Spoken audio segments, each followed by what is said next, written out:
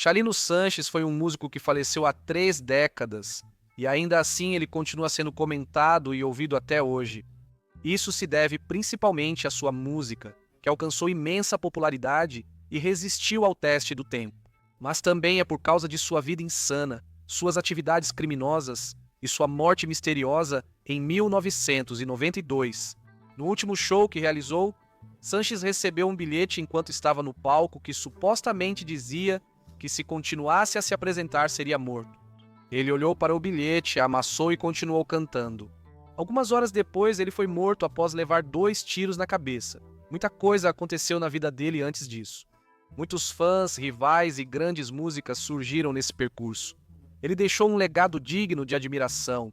Esta é a história de Chalino Sanches.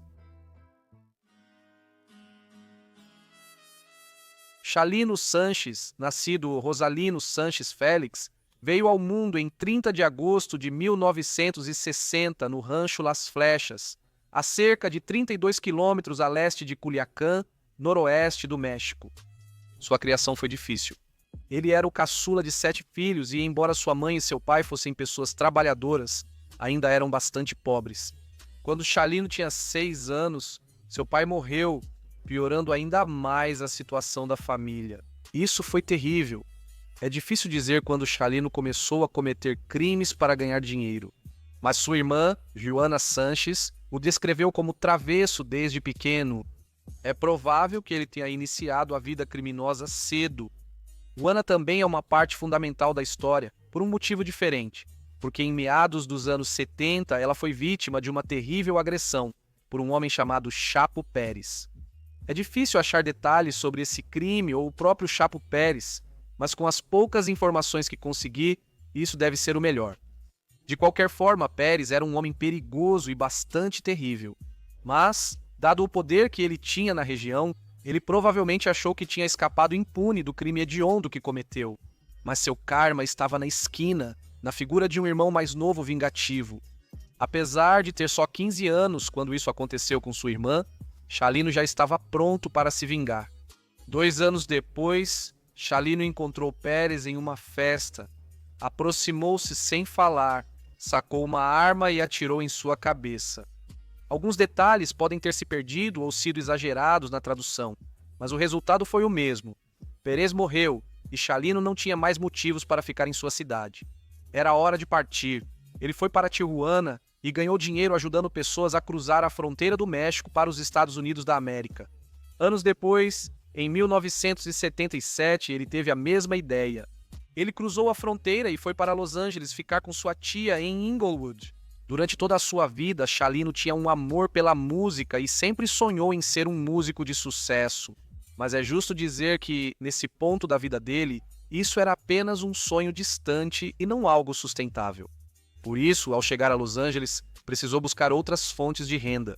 Ele fez isso vendendo carros, lavando pratos e pegando bicos ocasionais. Ele seguia com atividades ilegais, envolvido com o tráfico de drogas e ajudando pessoas a cruzar a fronteira ilegalmente. Isso era feito com seu irmão mais velho, Armando, e parecia que Chalino estava simplesmente fazendo o que fosse preciso para ganhar dinheiro. Isso o levou por caminhos estranhos, e fazer música não estava em seus planos. Porém, tudo mudou em 1984, infelizmente motivado por um assassinato. 1984 começou muito bem para Chalino. Ele se casou com sua namorada da época, que já estava grávida de seu primeiro filho. E, com base nos bicos e atividades ilegais que ele fazia, provavelmente estava ganhando um bom dinheiro, pelo menos melhor do que as dificuldades financeiras que sua família enfrentava quando ele era criança. Porém, esse tipo de atividade envolvia muito perigo, e foi nesse ano que ocorreu a tragédia. Armando Sanches, irmão mais velho de Chalino e seu colega de trabalho, foi baleado e morto em um quarto de motel em Tijuana. Chalino obviamente ficou muito abalado com isso e fez algo que talvez fosse considerado fora do comum na época. Ele escreveu uma música, especificamente um corrido, que é um tipo de balada narrativa que geralmente traz letras com mais consciência social. Nesse caso, serviu como uma homenagem para Armando e celebrou a vida dele. Embora Chalino não planejasse lançar isso amplamente, compartilhou com amigos e familiares, que ficaram impressionados. Nesse período, Chalino estava entrando e saindo da prisão por causa de suas atividades criminosas.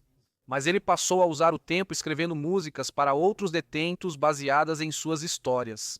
Ele continuou após sair da prisão, aceitando encomendas de pessoas que queriam homenagear entes falecidos ou ter sua história contada em música. Embora isso pudesse parecer apenas um negócio simples, Chalino estava ativamente escrevendo músicas com narrativas sérias e composições conscientes. Ele estava aprimorando seu ofício e provavelmente nem percebia isso. Ao mesmo tempo, a notícia estava se espalhando e a demanda estava aumentando.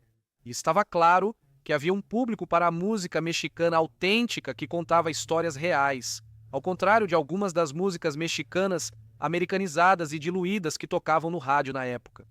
Mesmo cantando sobre tráfico de drogas e violência, era uma narrativa autêntica que o público queria ouvir. A música de Cholino chamou a atenção de Angel Para, engenheiro de som com estúdio próprio na Califórnia, que queria trabalhar com ele. Em 1989, criaram uma demo com 15 faixas e vendiam as fitas cassete no porta-malas do carro. Chalino produzia muitas músicas rapidamente e as distribuía de forma independente. A estratégia foi eficaz. Em 1992, ele já tinha uma base de fãs pequena e leal. Mas essa base de fãs estava para crescer, e não pelo motivo esperado.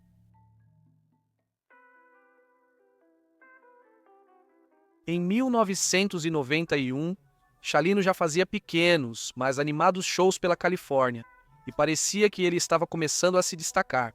Sua carreira musical promissora poderia afastá-lo da vida de crime, e talvez fosse esse o caso.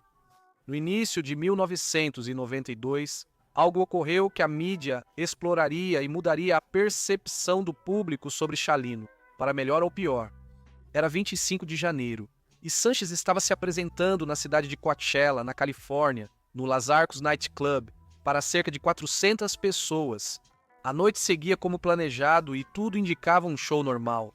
Até que um homem chamado Eduardo Gallegos, que estava claramente sob influência, apareceu. Isso pode ter feito ele sacar uma pistola calibre 25 e atirar em Cholino. Sanches sacou sua pistola e atirou em Gallegos, que fugiu para a multidão. Isso gerou um tiroteio insano entre eles. Gallegos atirava do meio da multidão, enquanto Chalino disparava em direção à multidão tentando se defender. Ele já havia sido baleado e provavelmente só atirava tentando acertar seu agressor. Entre a confusão, o caos e o fato de Gali Fantasma já estar sob influência, o tiroteio era extremamente caótico, com balas voando para todos os lados e risco constante de alguém ser atingido. Eventualmente, um transeunte imobilizou Gali Fantasma no chão e atirou em sua boca com a própria pistola dele. Ele sobreviveu, mas cerca de 10 pessoas foram atingidas nesse confronto. Cláudio Rim Carazana, de 20 anos, foi baleado na perna e morreu sangrando enquanto seus amigos corriam ao hospital. Foi uma situação insana, que gerou muita cobertura da mídia pelo seu caráter sensacionalista.